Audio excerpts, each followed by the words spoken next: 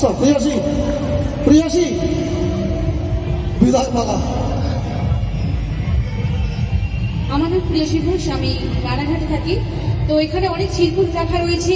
Game থেকে out হয়ে গেলে কেউ কিছু না কিছু করতেই হবে, এটা হচ্ছে আমাদের গেমের রুলস, তাই তো? তো আমি এখানে বলবো, আমি চিরকুট তুলে কিছু করতে চাই না। আমি যেহেতু আউট হয়ে গেছি, তাই সকলের কাছে একটা বার্তা পৌঁছে দিতে চাই।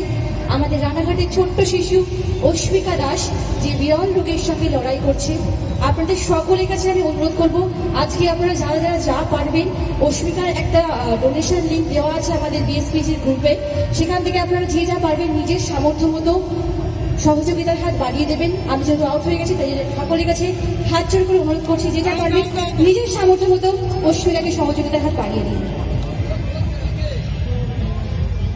চলো।